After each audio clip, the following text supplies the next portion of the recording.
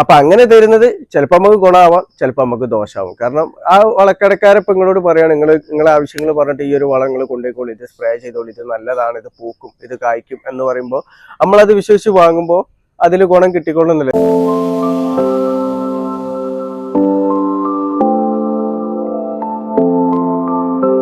Hi, നമസ്കാരം. ഫാസിലാണ്. എൻ്റെ പുതിയ വീഡിയോയിലേക്ക് എല്ലാവർക്കും സ്വാഗതം. ഞാൻ ഇന്ന് പറയാൻ വേണ്ടി പോകുന്നത് എന്താ വെച്ചാൽ, നമ്മളൊരു വളത്തെക്കുറിച്ച് മനസ്സിലാക്കി ആ കമ്പനിയുടെ വളം വാങ്ങാൻ വേണ്ടി വളക്കടയിൽ നമ്മൾ പോകുന്ന ടൈമിലും അതേപോലെ തന്നെ നമ്മൾ പലരും നമ്മളെ ആവശ്യങ്ങൾ വളക്കടക്കാരനോട് പറഞ്ഞിട്ട് അതിനനുസരിച്ച് നമ്മൾ വളങ്ങൾ വാങ്ങാറുണ്ട്. അപ്പോൾ ആ ഒരു ടൈമിൽ നമ്മൾ ശ്രദ്ധിക്കേണ്ട കുറച്ച് കാര്യങ്ങളാണ് ഞാൻ ഇന്നത്തെ എൻ്റെ വീഡിയോയിലൂടെ പറയുന്നത്. അപ്പോൾ എല്ലാവരും വീഡിയോ മുഴുവനായിട്ട് കാണാൻ വേണ്ടി ശ്രമിക്കുക. നമുക്ക് വീഡിയോയിലേക്ക് പോവാം.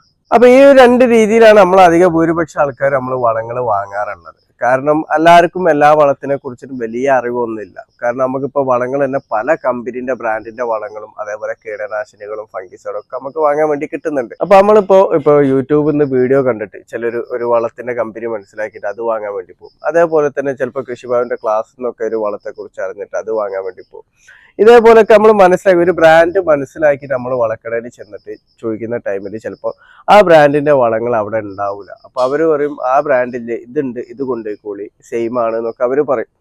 അപ്പൊ പലർക്കും അത് ചിലപ്പോൾ വിശ്വാസമാവില്ല. എനിക്ക് അതന്നെ കിട്ടണം. അങ്ങനെ എന്നോട് തന്നെ പലരും പറയുന്നുണ്ട്, ആ വളം ആ വളക്കടയിലില്ല, ഞാൻ കുറെ ചോദിച്ച് അത് എവിടെയും കിട്ടുന്നില്ല എന്നുള്ളത്. അപ്പൊ നമ്മൾ ശ്രദ്ധിക്കുന്നത് എന്താ വെച്ചാൽ, നമ്മൾ എല്ലാ ബ്രാൻഡ് വളങ്ങളും എല്ലാ കമ്പനീന്റെ വളങ്ങളും എല്ലാ വളക്കടയിലും ഉണ്ടായിക്കൊള്ളുന്നില്ല. ഇപ്പൊ ഫേമസ് ആയിട്ടുള്ള കമ്പനിന്റെ പാപ്ടെക്കിന്റെ ഒക്കെ ആണെന്നുണ്ടെങ്കിൽ ഒട്ടുമിക്ക വളക്കടയിലൊക്കെ ഉണ്ടാവും.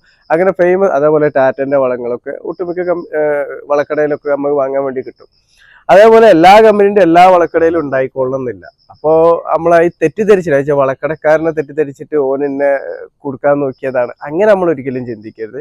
കാരണം നമ്മൾ വളങ്ങൾ വാങ്ങുമ്പോൾ ശ്രദ്ധിക്കേണ്ടത് ഇപ്പോൾ നിങ്ങളിപ്പോൾ അപ്ടെക്കിന്റെ ഒരു വളമാണ്, അല്ലെങ്കിൽ ആൽബർട്ട് സൊല്യൂഷൻ എന്ന് പറഞ്ഞ ഒരു വളം ഉണ്ടല്ലോ, അതാണ് ഇപ്പൊ നിങ്ങൾ വാങ്ങാൻ വേണ്ടി പോകുന്നത് വിചാരിച്ചാൽ അതിലുള്ള കണ്ടന്റ് നിങ്ങൾ നോക്കുക. ആ കണ്ടന്റ് ഓരോന്ന് ഇപ്പൊ NPK എത്ര ആണുള്ളത്, മൈക്രോ ന്യൂട്രിയൻസിൽ ഓരോ മൂലങ്ങളും എത്ര ശതമാനമാണുള്ളത്, അങ്ങനെ നിങ്ങൾ മനസ്സിലാക്കിയിട്ട് വേണം വളക്കടയിൽ വളം വാങ്ങാൻ വേണ്ടി പോകുക. അപ്പൊ അവര് പറയാം, അപ്പൊ വളക്കടക്കാരൻ പറയാണ് ആ കമ്പനിൻ്റെ ഇല്ല, അതിന്റെ സെയിം കണ്ടന്റ് തന്നെയാണ് ഈ കമ്പനി ഉള്ളത്, ഇത് നമുക്ക് ഉപയോഗിക്കാൻ സെയിം ഗുണമാണ് കിട്ടുന്നത് എന്ന് പറയുമ്പോൾ നമ്മൾ ആ കണ്ടന്റ് ആണ് നമ്മൾ നോക്കുന്നത്. കാരണം അതിൽ എഴുതിയത് ഓരോന്നും എത്ര ശതമാനം ഉണ്ട്, ഈ പറഞ്ഞ കണ്ടന്റ് ഒക്കെ ഇതിലുണ്ടോ, ഇനിയിപ്പോ ഒന്നോ രണ്ടോ കുറഞ്ഞാലും ബാക്കിയുള്ളതൊക്കെ കറക്റ്റ് ആയിട്ട് ഉണ്ടെന്നുണ്ടെങ്കിൽ നമുക്ക് ആ വളം വാങ്ങാം. അപ്പൊ നമ്മൾ ഒരു കാരണവശാലും വളക്കടക്കാരനെ കുറ്റപ്പെടുത്തത്, ഓല നമ്മളെ ചാമ്പാൻ നോക്കണം, ആ കമ്പനി അല്ല ഈ കമ്പനി എന്ന് പറഞ്ഞിട്ടൊക്കെ. അപ്പൊ ഈ ഒരു കാര്യമാണ് നമ്മൾ ആദ്യം മനസ്സിലാക്കി വെക്കേണ്ടത്.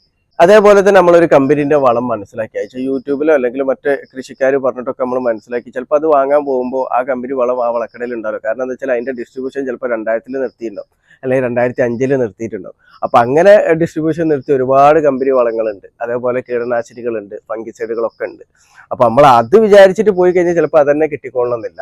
അപ്പൊ നമ്മൾ വാങ്ങേണ്ടത് എന്താ വെച്ചാൽ, നമ്മളിപ്പോൾ വളക്കടക്കാരൻ വേറെ ഒന്ന് തരാന്നുണ്ടെങ്കിലും നമ്മൾ അതിന്റെ കണ്ടന്റ് നോക്കുക, അതിനുശേഷമാണ് നമ്മൾ അത് വാങ്ങേണ്ടത്.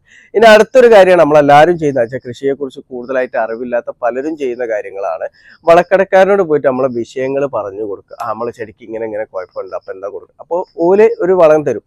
അപ്പൊ നമ്മൾ അമിതമായിട്ട് അവരെ വിശ്വസിക്കുകയാണ് ചെയ്യുന്നത്. അങ്ങനെ ഒരു കാരണവശാലും നമ്മൾ വിശ്വസിക്കരുത്. അതിപ്പോ വളക്കടക്കാരനാണെങ്കിലും അതേപോലെ ഇന്നെപ്പോലെ യൂട്യൂബ് ചാനൽ നടത്തുന്നവരൊക്കെ, കാരണം എല്ലാവരും എല്ലാം തികഞ്ഞവരൊന്നുമല്ല, കാരണം ഫുള്ള് അറിയുന്ന ആൾക്കാരൊന്നല്ല അവരുപയോഗിക്കുന്നത്. അപ്പൊ എന്റെ കൃഷി ഞാൻ ചെയ്തിട്ടുള്ള, ഞാൻ ഉപയോഗിച്ച വളങ്ങളെ കുറിച്ച് മാത്രമേ എനിക്കറിയുള്ളൂ. അപ്പൊ അതിനെ കുറിച്ച് ചോദിച്ചാൽ മാത്രമേ എനിക്ക് പറഞ്ഞു തരാൻ പറ്റുള്ളൂ. ഇപ്പൊ പലരും ചോദിക്കും വാട്സാപ്പിൽ ഫോട്ടോ, എന്റെ ചെടിക്ക് ഇങ്ങനെ കുഴപ്പമുണ്ട്, അല്ലെങ്കിൽ ഫോട്ടോ അയക്കാതെ തന്നെ കമന്റിലൂടെ ചോദിക്കും എന്റെ ചെടി കായ്ക്കാൻ എന്താണ് കൊടുക്കേണ്ടത്. അങ്ങനെ ചോദിച്ചാലൊന്നും എനിക്കും അതേപോലെ എന്നെ പോലെ വീഡിയോ ചെയ്യുന്നവരോ കൃഷിക്കാർക്കൊന്നും കറക്റ്റായിട്ട് 100% റിസൾട്ട് കിട്ടുന്ന വളങ്ങളോ കീടനാശിനികളോ ഒന്നും പറഞ്ഞു കൊടുക്കാൻ പറ്റില്ല. കാരണം എന്താ വെച്ചാൽ, ഇപ്പൊ എന്റെ കൃഷിയിൽ എന്തെങ്കിലും വന്നാൽ അതെനിക്ക് മനസ്സിലാക്കാൻ പറ്റും. ഞാൻ കൊടുത്തുകൊണ്ടിരിക്കുന്ന ഷെഡ്യൂൾ എങ്ങനെ, വളങ്ങൾ കൊടുക്കുന്ന എങ്ങനെ, അല്ലെങ്കിൽ കീടനാശിനി കൊടുക്കുന്ന എങ്ങനെ. അപ്പൊ അതും കഴിഞ്ഞിട്ട് വരികയാണെന്നുണ്ടെങ്കിൽ അത് ഏത് കണ്ടന്റ് കുറവാന്ന് നമുക്ക് മനസ്സിലാക്കാൻ പറ്റും. അതേപോലെ അല്ല ഒരാൾ കമന്റിലൂടെ ചോദിക്കുമ്പോൾ അല്ലെങ്കിൽ ഫോൺ വിളിച്ച് ചോദിക്കുമ്പോൾ വാട്സാപ്പിലൂടെ ചോദിക്കുന്നത്. കാരണം നമ്മൾ അറിയാതാണ് അവർ പറയുന്നത് മാത്രം വിശ്വസിച്ചിട്ടാണ് നമ്മൾ ഒരു സാധനം പറഞ്ഞു കൊടുക്കുന്നത്. അപ്പൊ അതിന് 100% റിസൾട്ട് കിട്ടണം എന്നൊന്നുമില്ല കേട്ടോ. അപ്പൊ അങ്ങനെ വിശ്വസിച്ചിട്ട്, പൂർണ്ണമായിട്ട് വിശ്വസിച്ചിട്ട് നമ്മൾ വളക്കടക്കാരനോട് ചോദിച്ചിട്ട് നമ്മൾ വളങ്ങൾ വാങ്ങരുത്. രണ്ടാമത്തെ ഒരു കാര്യം എന്ന് പറഞ്ഞാൽ, ഒരു വളക്കടക്കാരന്റെ ഉത്തരവാദിത്വം എന്ന് പറഞ്ഞാൽ അവിടെ ഒരു വളം ചോദിച്ചു വന്നാൽ അത് കൊടുക്കുക. അത് സെയിൽ ചെയ്യുക. അല്ലാന്നുണ്ടെങ്കിൽ അറിയുന്ന കാര്യങ്ങൾ പറഞ്ഞു കൊടുക്കുക. ഈ അറിയുന്ന കാര്യങ്ങൾ പറഞ്ഞു കൊടുക്കുന്ന ഒരു ഗിഫ്റ്റാണ് കേട്ടോ, അത് നമ്മളെ അവകാശമല്ല, അത് അവർ തരുന്ന ഒരു ഗിഫ്റ്റ് മാത്രമാണ്. കാരണം ചിലർ നല്ല മനസ്സുള്ളവരാണ്, നമ്മളൊരു സാധനം പറയുമ്പോൾ അതിനെക്കുറിച്ചിട്ട് നമ്മൾ ഡീറ്റെയിൽ ആയിട്ട് പറഞ്ഞു തരും. ചിലവരൊന്നും പറയില്ല, നമ്മൾ ചോദിക്കുന്ന വളം മാത്രമേ വെക്കും, അല്ലെങ്കിൽ ഇത് കൊണ്ടേക്കോളി എന്ന് പറഞ്ഞിട്ട് നമ്മൾ തരും. അപ്പൊ അങ്ങനെ തരുന്നത് ചിലപ്പോൾ നമുക്ക് ഗുണമാവാം, ചിലപ്പോൾ നമുക്ക് ദോഷമാവും. കാരണം ആ വളക്കടക്കാരപ്പം നിങ്ങളോട് പറയുകയാണ്, നിങ്ങളെ ആവശ്യങ്ങൾ പറഞ്ഞിട്ട് ഈ ഒരു വളം നിങ്ങൾ കൊണ്ടേക്കോളി, ഇത് സ്പ്രേ ചെയ്തോളി, ഇത് നല്ലതാണ്, ഇത് പൂക്കും, ഇത് കായ്ക്കും എന്ന് പറയുമ്പോൾ നമ്മളത് വിശ്വസിച്ച് വാങ്ങുമ്പോൾ അതിൽ ഗുണം കിട്ടിക്കൊള്ളുന്നില്ല. ചിലപ്പോൾ അത് നമ്മളെ ചെടികൾക്ക് വളമായിട്ട് കൊടുക്കേണ്ട സാധനങ്ങളായിരിക്കില്ല, ചിലപ്പോൾ മറ്റു ഹോർമോണായിട്ട് കൊടുക്കണ്ടോ അല്ലെങ്കിൽ മണ്ണ് പുഷ്ടിപ്പെടുത്താൻ വേണ്ടി കൊടുക്കേണ്ട എന്തെങ്കിലും കണ്ടന്റ് ആയിരിക്കാം. ചിലപ്പോൾ അത് കറക്റ്റായിട്ട് അത് അറിഞ്ഞിട്ട് തരുന്നതും ആയിരിക്കാം. അപ്പോൾ അമിതമായിട്ട് അങ്ങനത്തെ ആൾക്കാർ, ഇപ്പൊ യൂട്യൂബേഴ്സിനാണെങ്കിലും കൃഷി ചെയ്യുന്നവരാണെന്നുണ്ടെങ്കിലും ആരും അമിതമായിട്ട് വിശ്വസിക്കരുത്. കാരണം നിങ്ങളും ആ കണ്ടന്റ് ഒന്ന് മനസ്സിലാക്കി വെക്കണം. നമ്മളിപ്പോ ഒരു വളം ചോദിച്ചു പോയി, വളക്കടയിൽ പോയി, ആ കമ്പനി പ്രൊഡക്ഷൻ നിർത്തിക്കുന്നു, അപ്പൊ ആ വളം ഇല്ല എന്ന് പറയുമ്പോൾ നമ്മൾ അതിന്റെ കണ്ടന്റാണ് നോക്കണം. കാരണം നിങ്ങളെ ചെടിക്ക് എന്താണോ ആവശ്യം ആദ്യം നമ്മൾ മനസ്സിലാക്കേണ്ട അതാണ്. ചെടിക്ക് നൈട്രജന്റെ കുറവാണോ, അല്ലെ നൈട്രജൻ അടങ്ങിയ വളമാണോ, പൂക്കാനാവുമ്പോൾ എന്താണ് വേണ്ടത്, ഫോസ്ഫറസ് ആണോ വേണ്ടത്, അല്ലെ പൊട്ടാസ്യം ആണോ വേണ്ടത്, ഇത് മനസ്സിലാക്കുക. എന്നിട്ട് നമ്മൾ വളക്കടയിൽ പോയിട്ട് പറയുമ്പോൾ അവര് ആ കമ്പനി ഇല്ല, വേറെ വളമാണ്, ഇത് കൊണ്ടുപോയിക്കൊണ്ട് ഇത് നല്ല ഗുണാന്നൊക്കെ പറഞ്ഞു തരുമ്പോൾ നമ്മളത് നോക്കുക, അതിലുള്ള കണ്ടന്റ് എന്തൊക്കെയാണ്, ഈ സാധനങ്ങളൊക്കെ അതിൽ അടങ്ങിയിട്ടുണ്ടോ, അത് എത്ര ശതമാനമാണ് അടങ്ങിയിട്ടുള്ളത്, അത് മനസ്സിലാക്കിയിട്ട് വേണം നമ്മൾ വളങ്ങൾ വാങ്ങാൻ വേണ്ടിയിട്ട്. ഇതിങ്ങനെ ഞാൻ എടുത്തു പറയാനുള്ള കാരണം, ഇങ്ങനെ ഒരു വീഡിയോ ചെയ്യാനുള്ള ഒരു കാരണം എന്താ വെച്ചാൽ, ഇത് രണ്ട് രീതിയിൽ അനുഭവം വന്നവരുണ്ട്. കാരണം ഇപ്പോൾ എന്നോട് ചാറ്റ് ചെയ്യുന്ന കുറെ വീട്ടമ്മമാര് പറഞ്ഞിട്ടുണ്ട്, ഞാൻ മൈക്രോ ന്യൂട്രിയൻസ് പോയി പറഞ്ഞപ്പോൾ എനിക്ക് ഈ വള തന്നെ, പക്ഷെ ആ വളത്തിന്റെ പാക്കറ്റ് എനിക്ക് ഫോട്ടോ അയച്ചു തന്നിട്ട് അതിൽ മൈക്രോ ന്യൂട്രിയൻസിന്റെ ഒരു കണ്ടന്റ് പോലും അതിൽ എഴുതിയിട്ടില്ല. കാരണം അതിൽ NPK അടങ്ങിയിട്ടുണ്ട് എന്ന് മാത്രമേ ഉള്ളൂ, അതിൽ എല്ലാ റേഷ്യോ എഴുതിയിട്ടില്ല. റേഷ്യോ അയച്ചാൽ NPK ഉണ്ട് എന്ന് മാത്രമേ എഴുതിയിട്ടുള്ളൂ. അതിൽ ഇത്ര, നൈട്രജൻ ഇത്രയാണ്, ഫോസ്ഫറസ് ഇത്രയാണ്, പൊട്ടാസ്യം ഇത്രയാണെന്ന് എഴുതിയിട്ടില്ല. മൈക്രോ ന്യൂട്രിയൻസ് ആണെന്ന് പറഞ്ഞിട്ടാണ് കൊടുത്തത്. അതിൽ മൈക്രോ ന്യൂട്രിയൻസിന്റെ ഒരു കണ്ടന്റിന്റെ പേരും എഴുതിയിട്ടില്ല, അതിന്റെ റേഷ്യോ എഴുതിയിട്ടില്ല.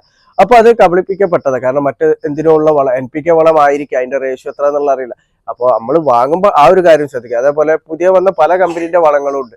ഇതിലെന്താ വെച്ചാൽ നമുക്ക് കാണാൻ പറ്റാത്ത രൂപത്തിലായിരിക്കും അതിൽ ടൈപ്പ് ചെയ്ത് വെച്ചിട്ടുള്ളത്.